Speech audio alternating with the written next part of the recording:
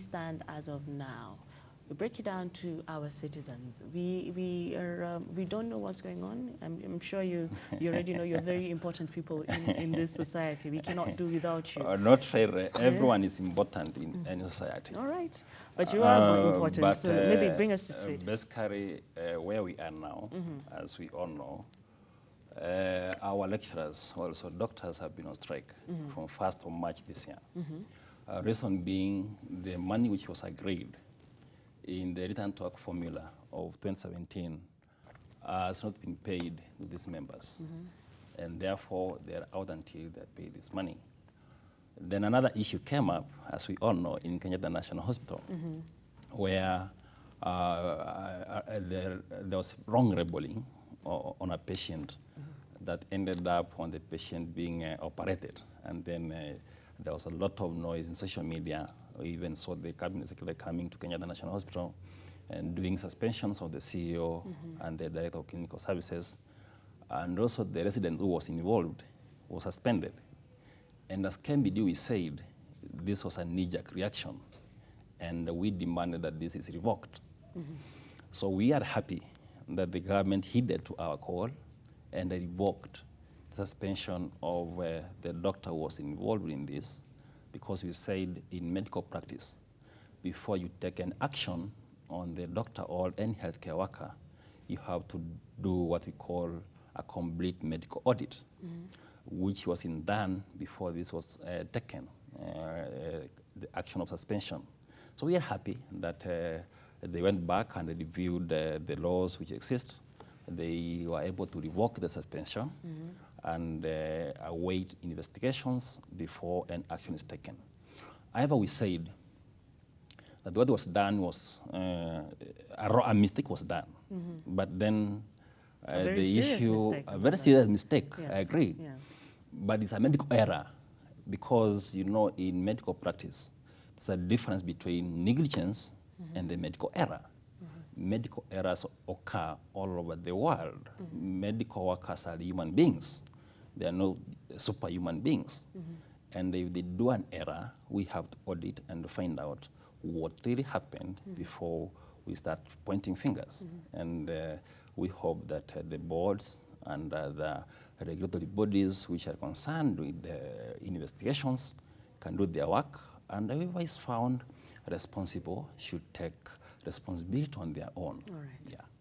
Okay, and what about martyrs, the medical practitioners and the registrars and even the nurses putting down their tools? Can you just bring us up to speed when it comes to that? Pardon? So, what about martyrs, the medical practitioners and the different bodies that are involved with Kenyatta Hospital putting down their tools? Where do you stand with that now? The people who put down their tools in Kenyatta are what we call registrars. Registrars are doctors who are qualified, who have come back for their postgraduate training. So they are on transition from general practice to specialty. They want to become surgeons, gynecologists, mama, or pediatricians, and many other specialties. So they have been on strike because number one, their lecturers are away. And without the lecturers being available, it means they cannot work without supervision.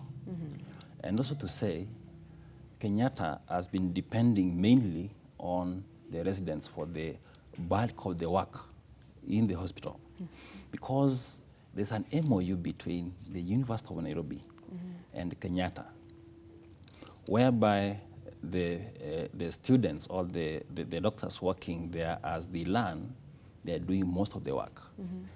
And that's what we have been saying, that MOU, number one, needs to be reviewed or be terminated, whereby the University of Nairobi should be able to build its own teaching hospital. The same thing Kenyatta University is doing. They're building their own teaching hospital, so that Kenyatta can focus and employ its own doctors who can see the patients. So in the absence of the lecturers, then the residents who are equally students are unable to continue working until the lecturers are back. Are the lecturers the only supervisors to these residents? Yes, because the residents are under the University of Nairobi. And therefore, they fall under the lecturers who are employees of the University of Nairobi. So without them, therefore, they cannot be there. And without the residents, as you can see, the Kenyatta National Hospital cannot operate normally. And that's why I was saying that there are a lot of issues which I want to discuss here, whereby these residents are not being paid by Kenyatta, despite them providing service. They don't get any cover of medical care in Kenyatta. Mm-hmm. If a resident today falls in casualty, before being admitted, it can take 2 days, despite the fact that they work in that hospital. And also they don't have parking. They are never allowed to park within the hospital. So those are the issues, many others, which we've been addressing.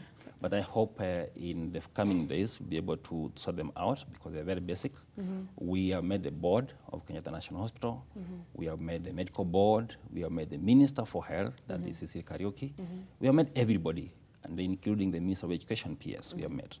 And from the indication, I want to say there's a lot of goodwill.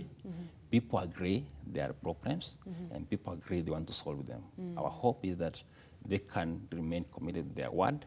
We solve, and let's have Kenyatta back on track. All right. And clearly what Dr. Ari over here has said is there are a lot of problems when it comes to the Kenyatta National Hospital and the different residents, registrars. Residents, it's the same thing, yes? Residents, registrars is the same thing. It's the same thing, yeah. All right. The different registrars are actually they have small issues, that bring the small issues. I don't call them small because they are basic and fundamental issues. Because when it comes to the health of the doctor who is seeing the patients, then if this doctor's health is not taken care of, then it becomes a big and exactly issue. What I was saying, the small issues like the parking and a big issue such as not even having the medical insurance, it all builds up, and from an anthill it becomes a mountain. Now, with all honesty, just because if we dive deep into the Kenyatta National Hospital and what is going on and the different doctors, the problems and the cabinet secretary, we might be here for hours. But from where you sit, from where you sit, what is the future of the hospital being a national hospital? Not only in Kenya, this is a hospital that has patients coming from across Africa, yes? So what is the future of this hospital, and what is the future of the health fraternity? Good. Number one, we need to do a thorough system audit in Kenyatta National Hospital. We need to remove politics from the running of the facility, because as it is now, the CEOs who are appointed there, they come from various political wings, or they are seconded by various political wings. And therefore, when they are there, they have to do as per the person who put them there wants. So they are not allowed to run the facility, but they are there as puppets being switched from one end to the other. Tenders in Kenyatta National is a big thing. We all know Dr. Ngeju was given the opportunity to serve as the acting CEO. He refused because he's been acting before, and he realized that there are many cartels who want to control how the hospital is run. And therefore, if you are a professional, you want to do the right thing, sometimes it's very difficult to operate. And the only thing you can do is to opt out. Number two, we need to look at the health system with all the pillars involved. We need to look at human resources as a pillar. Kenyatta National Hospital need to employ its own consultants and its own doctors. They should stop depending on the residents. Because as now the residents are out, the Kenyatta National Hospital is not operating to capacity, because the residents provide 85% of the work in Kenyatta National Hospital. The employees of Kenyatta provide 15%. So as we speak, Kenyatta National Hospital is operating only at 15% capacity. With all those patients? With all those patients. Number two, funding, the healthcare financing. We need to come up with a proper financing model of our referral facilities and improve on our referral systems. whereby the only patients who are being seen in Kenyatta National Hospital and other referral facilities are those who require special services. And others can be seen at the county facilities. And this can only be done if then the county governments can put in place enough infrastructure, employ enough staff, and buy enough equipment, which then they can use to take care of their own patients at the county level. Those requiring specialist services can be referred to Kenyatta. Because right now, even people with a flu are coming into Kenyatta National Hospital because if they walk to Mbagathi, this is not operational.